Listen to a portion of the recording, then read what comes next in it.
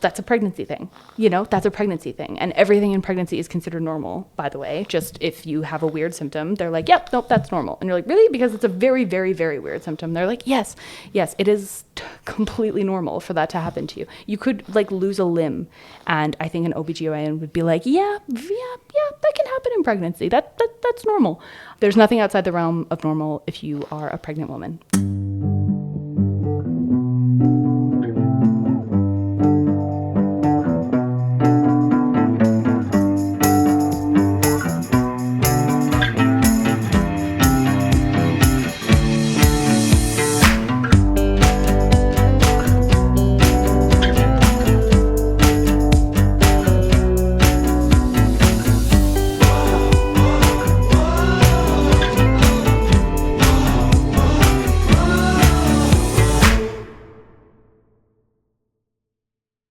Hello, and welcome to this week's episode of the Uncovery Podcast. My name is Maddie, and I used to have anorexia, and now I have a baby. So we have a very special little guest who will be probably featured many times during the recording of the podcast, because this little bubba is very, very happy to be attached to a parent at all times. So yeah, that's the biggest update since the last time that I recorded.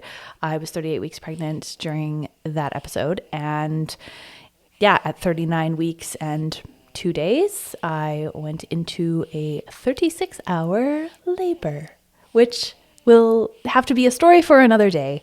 But everybody is happy and healthy and, thriving in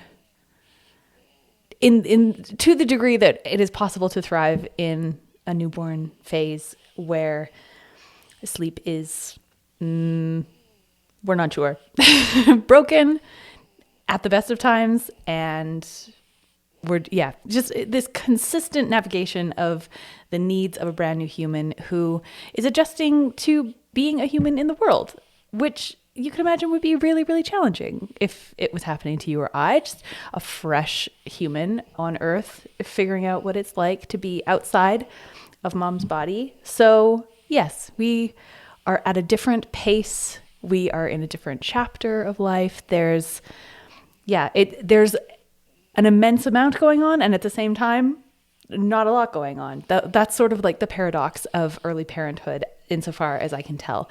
But so all that said is, if you're hearing little baby breaths, that's just going to be a little bit of the background noise that you hear on the podcast, potentially for the foreseeable future.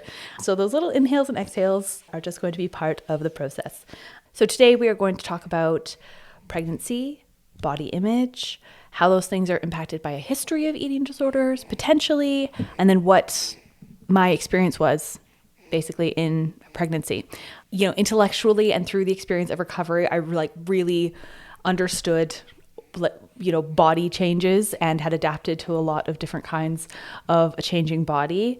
And I definitely had, but this is just a real different version of what that feels like. Is like going through this process is just kind of another level of not so much coping with, but observing and experiencing with real presence what it is to have your body fundamentally change, and in a way that is not really within your control at all. So it's been a really interesting thing to observe from the other side of recovery. But yeah, it's great. It's something that I wouldn't trade for anything, obviously. And yeah, I've been in the situation where I was fighting tooth and nail with my body rather than moving with it. And that's happened within the eating disorder, but also in recovery at times where I felt like I was really white knuckling it with weight gain and restoration. So to come to a place in my life where not only am I okay with my body changing, but actually really curious and feeling positively about those changes is something that I definitely did not necessarily expect. So maybe to back up, I think it's important to talk about that depending on where people are at with their eating disorder recovery, or how people define recovery, whether they think full recovery is possible, whether they think that, I'm going to have to carry some degree. Oh, hello. Whether they think that I'm going to have to carry some degree of this with me, for the rest of my life. There's a potential for any kind of changes in one's body during pregnancy to trigger potentially old thought patterns, old neural pathways, etc. So maybe to back up a little bit, why I think that pregnancy is potentially a trigger or something to really think about for somebody that is in recovery or recovered, depending on how it is that any individual frames it. Some people think that they're in recovery forever. I happen to think you can be recovered and then not in recovery anymore and have to do this anymore. But regardless, in an ideal or even somewhat ideal circumstance, a person will have moved past their eating disorder before embarking on a parenthood or pregnancy journey. That's the much, much, much better path forward. As we talked about before, fertility is way harder. Pregnancy outcomes are not favorable if you have an active eating disorder for like an incredibly obvious number of reasons. If you're not nourishing yourself, you're not nourishing your baby. If you're not nourishing your baby, they're not going to have great outcomes. There's studies on babies that are not getting enough in the womb and babies that are small for their gestational age and all of the sort of knock-on effects of that. So I'm not really going to touch on like what are the risks of like having a pregnancy and a baby with an eating disorder, because I would never advocate for anybody having a baby that hasn't recovered from their eating disorder, period, bar none. People do it. I have met them. I've been in groups with them. I've engaged with many people with eating disorders, and they either had babies when they were still not well, or, as we are going to talk about, they had a baby and maybe that caused a relapse, or they had a relapse after they had a baby, or whatever. But what we are going to talk about is why there might be sort of just like a trigger zone for people that have a history of eating disorders or body image issues in general when it comes to pregnancy. And I mean, suffice to say that most women will have had some kind of issue or hang up about their body at some point in their life anyway. Whether they have an eating disorder or anything close to disordered eating, body image is almost like a separate thing from that because it's much more universal. And struggling with your body and your body image is much, much more common than a full-blown eating disorder. But these things can come up for anybody, regardless of whether you have, or will ever have an eating disorder experience in your life. The most obvious one is that your body changes rapidly in pregnancy. Not only is it going through this rapid change, regardless of the fact that it's for just like the most beautiful thing ever to happen and the like biggest miracle of like the human existence, in my opinion, but it happens without any of your control over the process. So you have no control over having to have these drastic changes happen. Now, you will have a bunch of different factors playing into how that weight distributes in your pregnancy and whether or not you get stretch marks. But most of these things are not within your control, and nor should they be, and nor are they meant to be. We're just getting only baby snores on this recording today. That is all that this is going to be, is my voice with the background of a snoring little bubba. So there's this, the very obvious one, which is that your body changes extraordinarily, drastically for most people, and none of it is within your control. And you have to truly let go of control if you want your pregnancy and your baby to be happy, healthy, thriving at the end of the day. That's the pinnacle. That's like the most important thing. That's the number one thing. Nobody would argue with that. So you have to go through that without catastrophizing what is going on inside your body and with how it might appear aesthetically.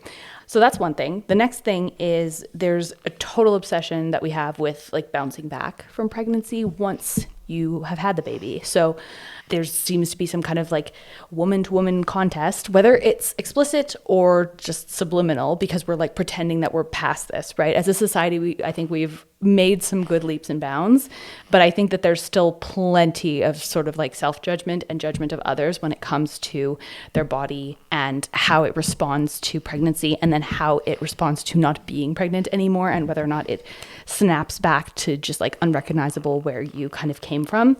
And so much, again, of that has to do with things that are not necessarily conscious control. Your propensity to be a certain shape during your pregnancy or after, and to return to it, have a lot to do with your genetics, and that's not something that you have control over. So everybody being obsessed with bouncing back is extremely unfair, and I think we can all agree that that's like an unfair thing to put on women, but I think we do it. And knowing that people actually do that, whether it's, again, consciously or unconsciously, feels probably like pressure to a lot of us that are going through pregnancy and entering motherhood. There are also, throughout pregnancy, lots of checkups and lots of check-ins. And especially if you're under the care of a GP or an OBGYN, I was under the care of midwives, so it was actually very different for me. But weighing you is a big part of tracking your pregnancy for most people. Again, I actually strangely did not have this with the midwives. They did not weigh me at all, but they measure your belly to see, how many, like if you are measuring as big as the number of weeks that you are pregnant, because by some like miracle of, divine design, a pregnant belly in, I believe, centimeters measures approximately the number of weeks that you are pregnant. When you kind of go from your pubic bone to the top of your uterus, it actually kind of matches the number of weeks that you are pregnant. News to me until I, was pregnant and went through this, but probably one of the coolest facts that I learned during this process. But knowing how much your belly is growing in centimeters might not be a particularly comfortable piece of information for people that, let's say, have in their recovery or in their life just gotten away from weighing and measuring their body, which I think is actually just like a very healthy thing to not do, basically. I don't think that it's particularly healthy to be weighing yourself on a super regular basis at all, if it's not useful information for anything. And at this point, I'm actually not super sure what that information is useful for. If, I don't know, you're not getting on like a carnival ride and need to be a certain weight for it, or I don't know. I'm not sure why it really matters how much we weigh. If we're not like at an extreme end of the spectrum, it seems like not super useful data.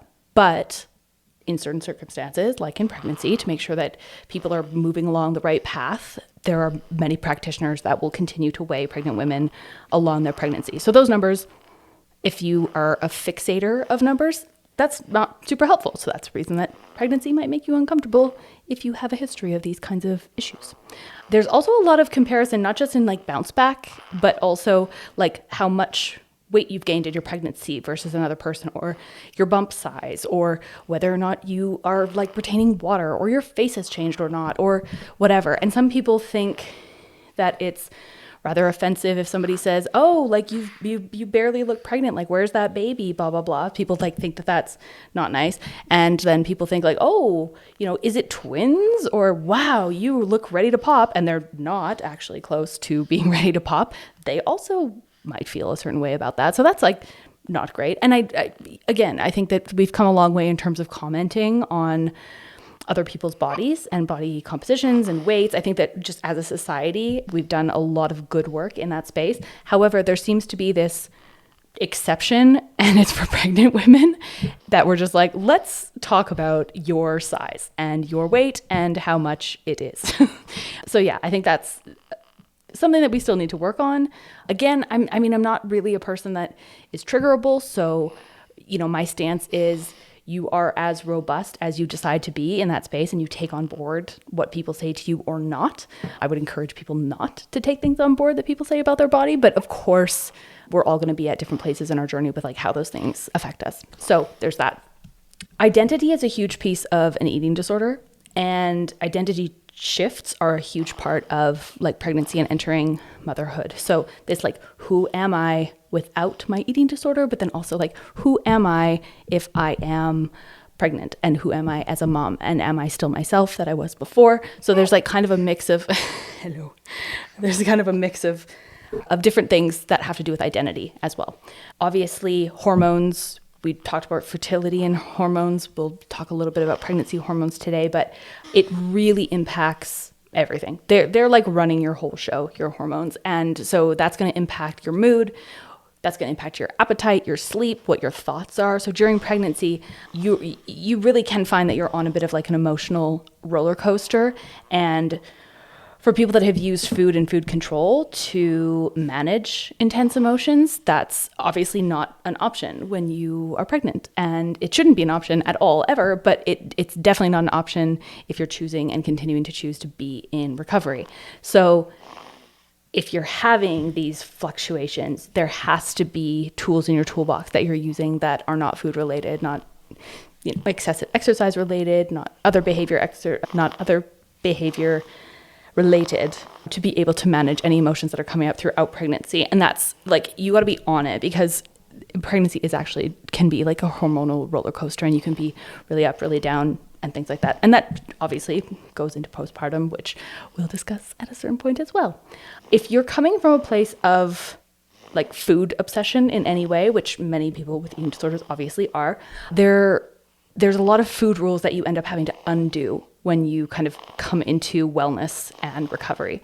And then when you get pregnant, you get a lot of advice about what to eat, what not to eat. There are actual literal restrictions for pregnant women in terms of like what you really shouldn't be eating. Now, it's not necessarily as strict as you think it is based on the actual evidence and research, which I was very pleased to learn. But many of us will still choose to forego a lot of those sort of higher risk foods just to be on the safe side, even though the probability of a negative outcome as a result of having them is still pretty low.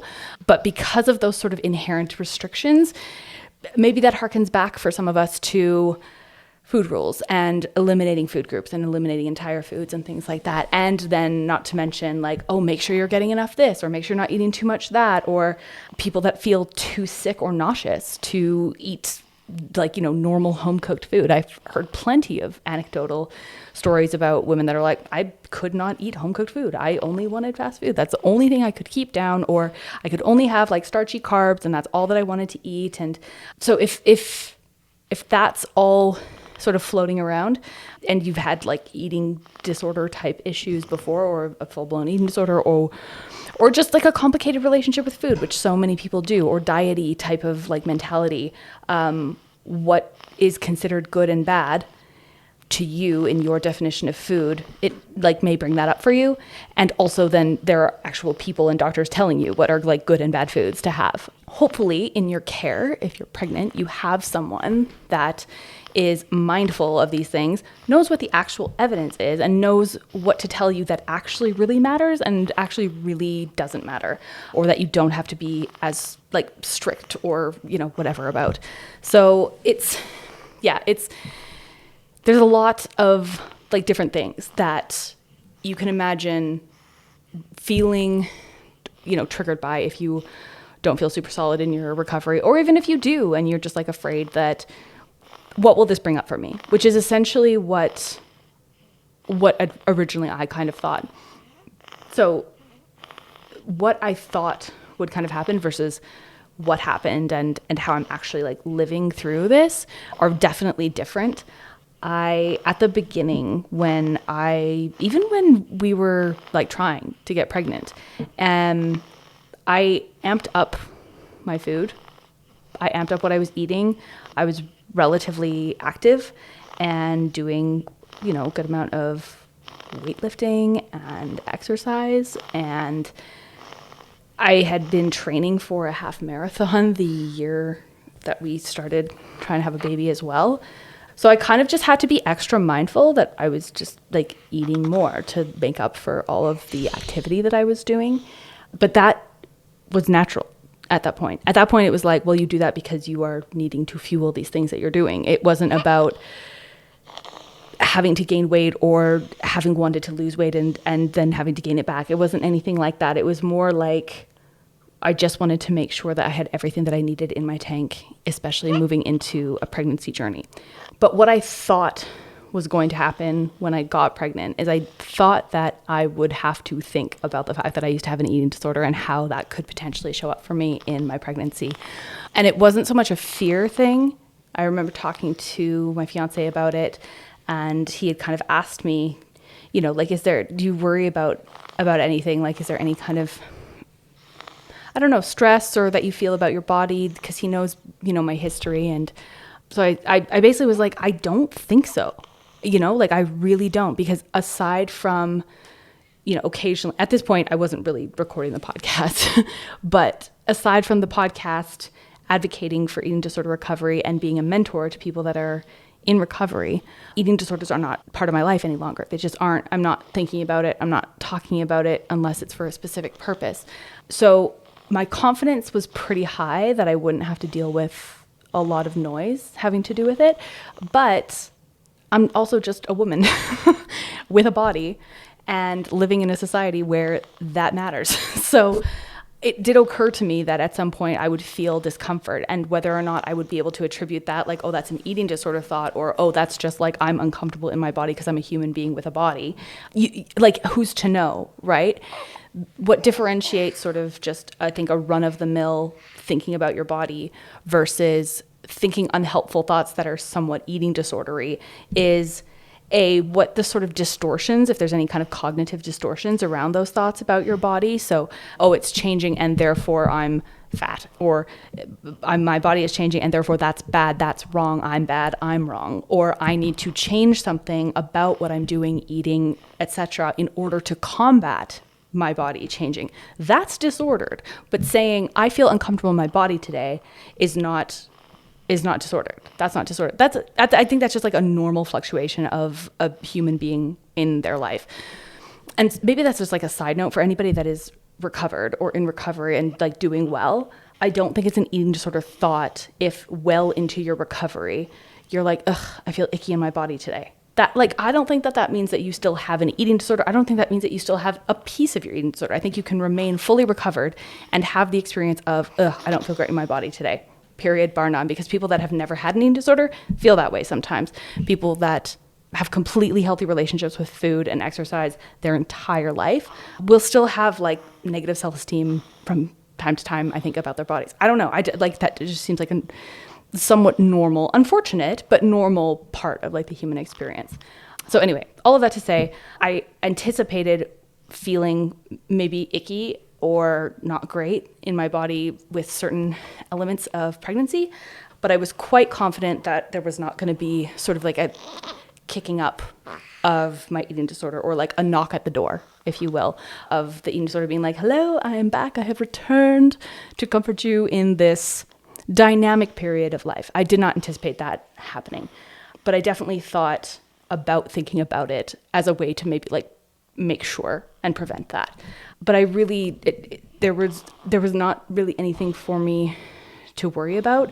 I was observing the changes of my body from the beginning, but I was also like tracking a million things about not so much my body, but just about like my internal experience, like my moods every day, like my temperature, my body battery, my sleep score, like those types of data I was tracking like throughout the entire pregnancy, every single day in a spreadsheet. I don't know how useful it is as data that I did that, or if like I'll be able to go back and like crunch some numbers and see like, oh, that's cool. If this was happening, then I was feeling this way. But at the time, I liked seeing it all written out, you know, and being able to track, you know, what I was drinking, how much caffeine I was having, making sure that was all kind of in line, whether or not I was taking my supplements. So using it as sort of a checklist for healthy habits, as well as, you know, actual data tracking that was sort of across time as my pregnancy was progressing through the months. But I definitely noticed changes in my body because I was pregnant. So I think I would say like the first several weeks were actually probably the most uncomfortable.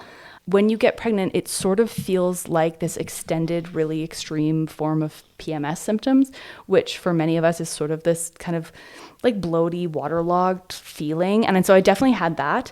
Many, many women get nausea and pregnancy sickness. I was extremely lucky that I really didn't experience much of that at all. I think probably a few days in weeks 8 and 9 of my pregnancy, I was like a little bit nauseous kind of throughout the day. Also, morning sickness is like a misnomer because it can happen all throughout the day. It is not just in the morning. But for me, it really didn't happen much at all, which I was very grateful for. The tiredness is definitely something that I felt from time to time. But overall, the Cole's notes of it is that I had a really, really wonderful pregnancy, physically, mentally, and emotionally as well.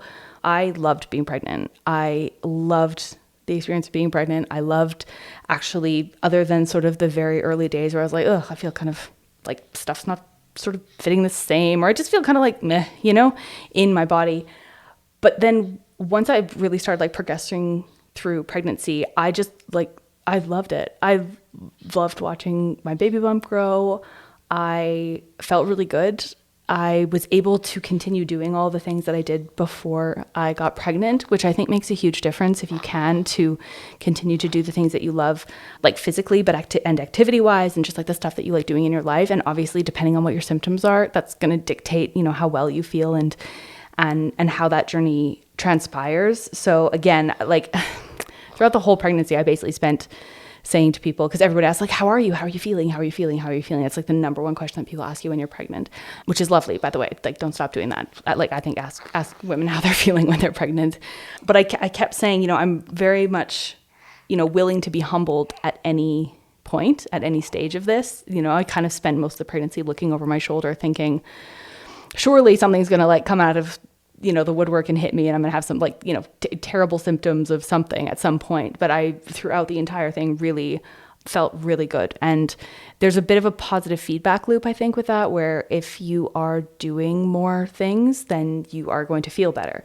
And if you are feeling better, you are able to do more things. So if you can get into a habit and a routine as much as you can that maintains some semblance of your pre-pregnancy life, especially if those are like, wellness or like health or self-care type of things, then I would definitely encourage that. Actually, looking at the preview of the thing, I will tell you the main pregnancy symptom that I did have, which is my skin is extremely sensitive. And I got a bunch of acne. But I've dealt with acne my whole life. So for me, I was like, that's fine. I've done that. Been there, done that. So it was basically like my pregnancy glow was just acne. But then the rest of my skin was also more sensitive. So my watch that I wear, which had never bothered me ever, the entire, probably year and a half before that I had been wearing it, all of a sudden was like causing these like basically dry patches of skin on my wrist, which are super ugly, but they're not like a real problem. They're not like impacting my life. They're just ugly. And now that I am not pregnant anymore, they still haven't gone away. So I'm hoping that postpartum, they will like start to fade. I took the watch off because I really liked wearing the watch because I like the data. But I'm going to take the watch off until they heal. And then I'm going to put a piece of tape over the part of the watch that I think is bothering my wrist and see if that works, because we can't go on like this. I look like a leper, to be honest. So anyway, okay, that was the main pregnancy symptom, was that like I had sensitive skin and my face had more acne than it did before, which in the grand scheme of like all of the pregnancy symptoms you can hear about, like that's fine. I was fine. So yes. In terms of my relationship with food, I was basically eating as intuitively as is humanly possible to do as an adult. May we all aspire to be as intuitive eaters as babies are, because when they're hungry, they eat. And when they're full, they stop. And then maybe they're hungry 5 minutes later, not going to mention any names, but then they eat again. And they'll eat until they're satisfied, and then they'll have a little snooze, and they're not trying to burn off those calories. They're just like living and growing, and like they don't even know consciously what they're doing. Their little bodies are just like running their whole show. So may we aspire, we may never reach, but may we aspire to be as intuitive eaters as little babies. The most intuitive I think I've ever actually been in terms of food is during this pregnancy, because at the beginning, although I didn't really have any food cravings or aversions, like I didn't have anything weird that I was always wanting. The only thing I really wanted that was sort of outside the norm, I guess, is hearts of palm in a can, like canned hearts of palm. I wanted those all the time. I was buying flats of those cans, ordering them to our flat in London to our apartment, and just like eating a can of hearts of palm pretty much every day for a while. So I think that maybe does qualify as a craving. Oh, hello. Hello, yes. Do you remember that? So yeah, so that's the one craving I had, but I didn't have a bunch of like different food things or aversions, which I think would be much worse than cravings. But what I did have was like this real intuitive drive towards certain things. And as someone that's come from a history of like any diet you can possibly imagine, I've like sort of done every like cleanse, every like unhealthy, restrictive thing that you could do where you eliminate that food group, or you only eat this food group, whatever it is, I've done it. But this period of time was probably the most kind of I've ever followed just exactly what I wanted. And in the first trimester for me, that looked like I wanted protein. I wanted meat all of the time. And as someone who has like an extremely fit and muscular fiance who eats probably on average like a larger serving of meat in any given meal than I would, I was like, I want the big piece. I was like, I want more. I want seconds. I want thirds. I want all of the protein of this meal to be for me. So I think that that's probably just like whatever your body is doing in those early months. And I'm not the only one. I think that I've heard that it's been more protein or meat craving in the beginning. I have a friend that has described that as well. I don't know if it's like super common, but it just felt like I wanted nothing but protein in the whole like first semester. And then as things kind of went on, it didn't like fire up any neural pathways as a result. It didn't fire up any like old unhelpful neural pathways about, oh, you should be eating this much this, or it should be this many servings of that. Like I was already in a place where I was eating extremely well and a lot of balance and a lot of like just really nutrient rich food, period. And like my fiance's the same way, and he's like an incredible influence. But it never felt like it had to be conscious for me to be like trying to put meals together that I like needed to control. I didn't fixate on like numbers. I didn't have like measurements. It wasn't about tracking my food. I just knew A, that I'd be getting enough, and B, that if there were certain things that I wanted more of, it was probably for a reason. And so like if you can get to a place with your body where you're recovered and connected to it and in tune with it, you're very likely to like succeed in pregnancy in getting what you need. That said, we talked about supplements for fertility. I got, basically an updated like tweak to my supplement stack that my fiance had sort of designed for me. And it's stuff that in a sort of just generic Google search, you might not have on there or you might not know about. But it's really like an approach from functional medicine to integrate certain micronutrients and, vitamins and minerals and different things to support your pregnancy to its fullest extent possible, and to support the development of your baby and their nervous system and their little brain and their little heart and their muscles and all of the things that they need. Yeah, exactly.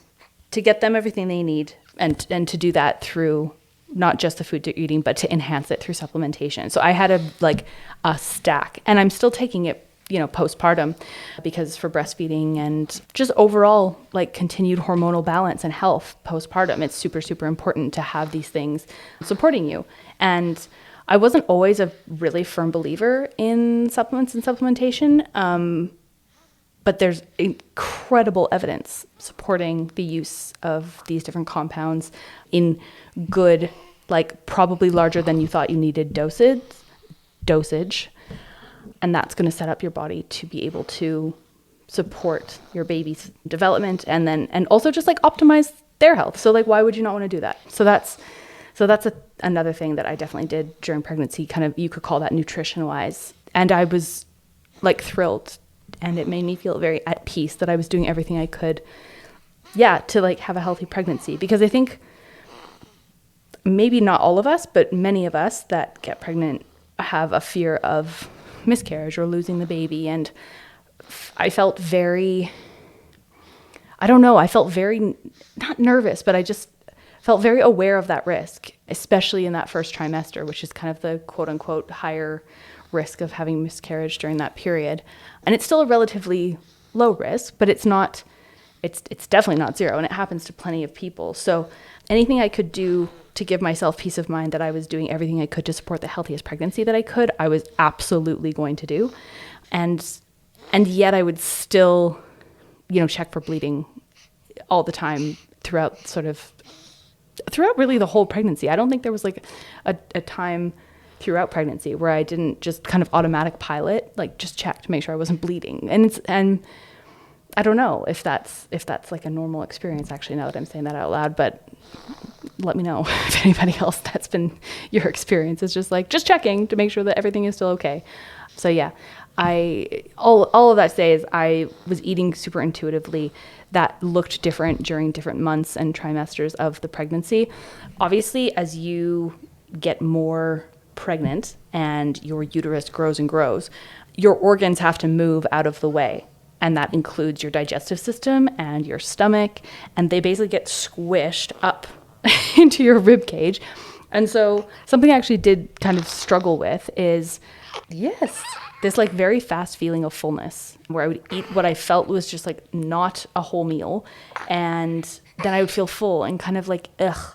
And so I had to focus more on eating more often, smaller amounts in order to just not feel too uncomfortably full. And I will say that whether or not this like stemmed from the eating disorder or not, feeling uncomfortably full is like not a feeling that I'm a huge fan of. I'm sure that people that have never had eating disorders also feel that way, where they're just like, no, who likes to feel stuffed? Not me. But you almost can't avoid it at a certain point in pregnancy, because if you eat anything, you're just like, my stomach feels like it's the size of a meatball. And so there's nothing else that's going to fit in there.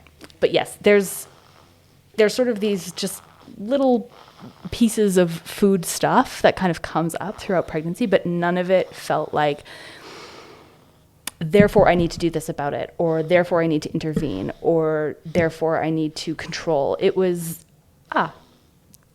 that's a pregnancy thing. That's a pregnancy thing. And everything in pregnancy is considered normal, by the way. Just if you have a weird symptom, they're like, yep, nope, that's normal. And you're like, really? Because it's a very, very, very weird symptom. They're like, yes, it is completely normal for that to happen to you. You could like lose a limb.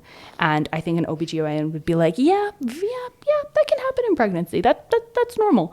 There's nothing outside the realm of normal if you are a pregnant woman, is what I have come to understand. So I don't want to, oversimplify or project my experience onto assuming that other people's experiences of pregnancy are going to be the same, because even in the circle of friends and girls that I know, I don't necessarily think that my experience of pregnancy is the norm necessarily, where I was just like, I feel good the whole time. I have good energy. For the most part, I'm like thriving and doing everything that I was doing the day before I got pregnant. I was doing up until basically the very end of pregnancy. So I'm not so overconfident that I think everybody is having or should have that experience. But like I said in the fertility episode, there are things that I think we don't tell women that they have some control over. And I would love to look into and see whether or not I can validate some of what my own like personal findings through this pregnancy have been, mostly around the combination of food, exercise, supplementation, sleep, low stress, relationship, that those things that keep you at optimal health at any time, keep you at optimal health as you are on a fertility journey, but are also optimal for your pregnancy, and whether or not those actually can counterbalance or counteract any of the sort of like negative typical side effects that we see in pregnancy. My hypothesis is that certainly there's a there. And not to say that if you are struggling in pregnancy or having symptoms that you have missed something or you're not doing something correctly, but I would love to like give the kind of protocol that I had in my pregnancy to a bunch of pregnant women and just see if they also felt great in a way that they may not have otherwise. It's like an impossible study to run, I realize that, but I just think it can't hurt to like do these things. Just if it tweaks your pregnancy 1% to like add this particular supplement in, and if anybody's actually just interested in the supplements I took, Obviously, I'm not a doctor. Talk to your doctor. Go and do your own research as well. And I actually do mean that. I don't mean that in a throwaway way where, people are no longer deferring to experts because they're all doing their own research and then they're all ending up like free birthing and like having bad outcomes or something like that. Like, that's not what I'm saying. What I'm saying is that there are actual real research studies that you can read and assess the quality of, by the way, if you have like some time to read them.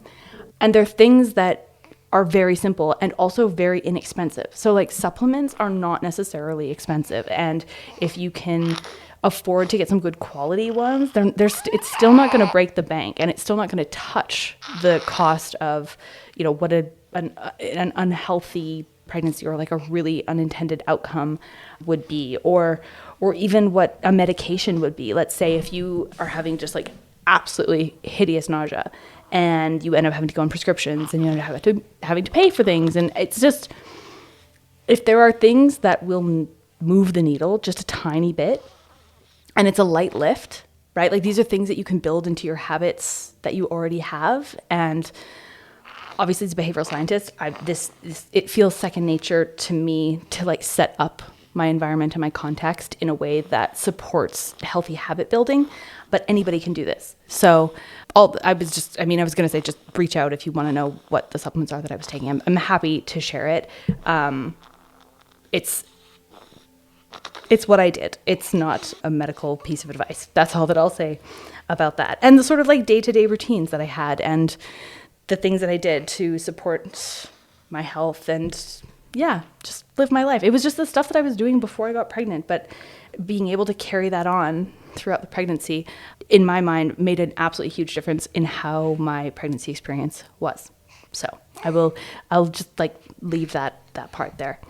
I think what people should probably consider when they are getting pregnant and they have had an eating disorder before is that it could bring stuff up for you. And that would be totally normal and fine if that happened. It doesn't mean that you aren't recovered if something comes back into your mind, so long as you are not then falling down the rabbit hole of, and therefore it means XYZ, and therefore I'm going to do something about it, or be super uncomfortable and ruminate about it and make a plan for when I'm not pregnant anymore to like restrict and like fix XYZ because I feel this is a failure. As long as that's not where your mind is going, as long as your mind is just like, that's uncomfortable, I think old me probably would have really not liked this. That's an observation, and that's a totally normal observation to make. Surround yourself with people that get it. There is this insane experience when you get pregnant that the women that have gone before you, and some women that you would never, ever necessarily expect, come out of the woodwork to support you, cheer for you, give you advice, and not in a, you really should be doing this advice, in like a, here's what I did and here's how the experience was for me, and like, here's what I would recommend type of advice. Or the type of advice that is like, everything you are experiencing, if it sucks, is normal. Everything that you're experiencing, if it's wonderful, also normal. Like this very real sort of just like network and support and safety net that sort of just like gets woven underneath you the minute that you announce, let's say, that you're pregnant. It just seems like everybody just comes in the same way that when I went into recovery, it was like everybody's just like ready to unleash love on you and ready to like support you in any way that you want. They just like want you to be well. There's a very similar energy from women that have had children, and even some women that haven't as well, that they're just like ready to help and jump in. But I would say specifically like women that have had babies before me and friends that have had babies before me, or are going through, fertility or pregnancy, like in real time at the same time as me as well. I asked a million questions to those friends, and the voice notes and the calls and the texts and the check-ins. It's like, it's because you literally have no idea what this is going to be like until you're there, until you're in the experience. There's nothing that can prepare you for pregnancy, really. You can read all about it. I definitely did. I read a few books. I recommend Expecting Better by Emily Oster, just from like a look at the landscape of actual scientific evidence. She's an economist, but she's like really good at like crunching the numbers of what these studies actually say, and then giving you some good quality data about probabilities so that you can make an informed decision about your choices. Do I take every recommendation she says? No. Do I take some of them? Yes. Is most of that like what feels right for me? Yes, exactly that. And then, there's other functional medicine books that I read. I did like I said, I did a lot of sort of like ChatGPTing, and people will kind of come down on either side of whether or not that's like a good thing to do or not.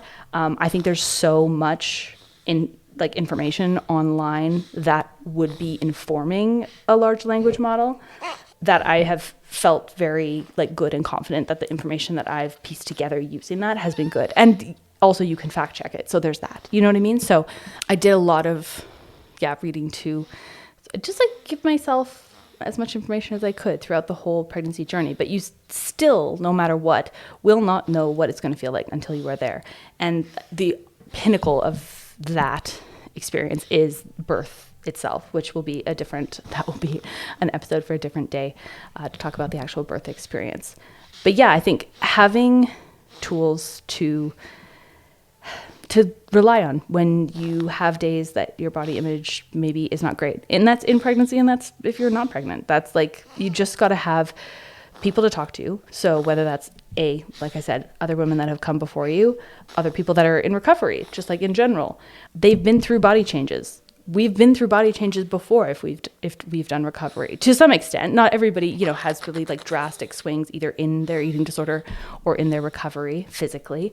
But to me, the probably number one thing that made it tolerable or kind of normal, or just, it wasn't a new experience for me to gain weight or have my body change significantly within a short period of time. For most people, pregnancy is actually probably going to be the first and maybe only time that really happens to that degree. But because I've been through recovery a couple of times, I have swung. So I know what it feels like to like overnight feel changes in your body. They were not the same types of changes, but they were changes nonetheless. And so mentally I was totally capable of walking through that and being okay.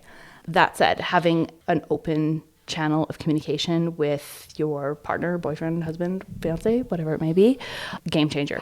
That will matter in every single step of this journey. The number one most important decision you will ever make in your entire life, and I can say this with confidence, even though I have not had my entire life happen yet, who you decide to do this with, your partner, your person, who you marry, that is like the most important decision you will ever make. It's more important than like whether to have kids, because it forms the foundation of like what that experience will be if you decide to have kids. There's nothing that decision does not touch in your life in the most deeply significant way possible. And having the support of somebody that loves you and cares for you and takes care of you and wants the best for you is like, there's no intervention, there's no supplement, there's no like practice or habit that can replace that. That is the like number one most important thing that you can possibly do in your pregnancy is have an amazing partner. And not everyone does. And that is actually just heartbreaking, and I do not know how people do it, because it would be rough without having that support. So if you are a person that does not have a huge support system or a really supportive partner, like, my heart goes out to you. I hope that you have a village around you to sort of bolster your journey. I am like the luckiest person on the whole planet, because I just never had to worry about whether or not things were going to go well, because I just knew that they were, because I knew that I had just had someone in my corner that was going to do everything in his power to make it the most enjoyable and positive journey that I could possibly have, and also support the most healthy, happy little human that we could possibly build together. So that's my number one recommendation for your pregnancy journey, is to have the best partner ever to support you through it. And that will matter in the run-up, during the birth, and then after, and that will definitely be an episode. It's about like postpartum and support and things like that. So yeah, I guess that's kind of the close notes of my journey and what I would tell people that were, going into pregnancy. I would also say that, your relationship with your body through that process is undoubtedly going to change. The things that you notice about your body, the things that you know about your body, the deep connection that you have. Like, there were things that throughout my pregnancy I just like felt intuitively were surprising even to me, who felt like she had a very strong connection to her body before that. Like, it's unbelievable. And then you start feeling a little human like moving inside you, which for some people maybe that like freaks them out. I don't know. It definitely feels strange. It's definitely like a different type of experience, but it is the coolest thing in the whole world. And knowing when they're going to do that and recognizing the patterns of when the baby is going to move, and sort of tracking it and being like, oh, are they moving enough? And just being so aware of your body, but like in a way that is so healthy. Unprecedented for someone that's had an eating disorder or issues with their body, is like either feeling completely disconnected and cut off at the neck from your body, or being so obsessed with it that like you can't function. To go from that to, oh, I am so deeply aware of like every cell of my being and every cell of baby's being, and having that obsession and awareness about your body just be like the most perfect and positive thing on the planet. It's like nothing else. So yeah, there's plenty of pieces of pregnancy that, are surprising and weird, and there's weird symptoms, and we've all had, a bunch of those, I'm sure. But like letting go of old patterns of, what it means to have a changing body is a very, very powerful and a very, very necessary part of, I think, a positive pregnancy experience. So I will say, for anybody that is in recovery that wants to have a baby someday, you can do it without it being scary and feeling like, will my eating disorder come back? But you also are allowed to have more than one feeling at a time. You're allowed to have more than one thought at a time. You're allowed to, sort of walk through that journey and observe, where your mind goes and what your body is doing, and have that not need to be a catastrophe. Have that be like part of it, but also lean on people and talk about it, like continue to talk about it with your people, because that's one thing that I've really noticed in pregnancy and postpartum and through motherhood so far, is there are like a bunch of things that so many of us think about or experience, and that I didn't read online before, or I didn't like see as a testimonial from other women that have had babies, like things that nobody talks about, but you're like, oh no, we actually do all think that. Oh, thank God. Like I'm not a weirdo or like a bad mom or like whatever. So there are many, many, many things that you think are unique to you. That also happens when you have an eating disorder. You're like, surely nobody's ever had this thought before. Believe me, they have. That is the exact same thing in pregnancy and in motherhood. So keep talking about it. And yeah, I think that we're getting quite a bit of noise, and we have some Christmassy things to do, because when you have a baby at the end of October, it means that you get to have a newborn all around the holiday season, which is just like a dream come true for me. So we're gonna maybe buy some Christmas lights and go watch the town Christmas lighting happen tonight. So that's that. I'm gonna leave that here. Thank you, little Bubba, for behaving and being so peaceful and sweet the whole recording. This was sort of like a proof of concept of whether or not this podcast is going to be something that we can really continue to do with a baby. And it seems that it is. And that's something I'm very excited about, because back to that identity piece, this is something I love doing. And getting to be a mom, but also still keep these parts of me that like to talk about things and share my experiences. Yeah, it's wonderful. So far, so good. We'll see you on the next episode.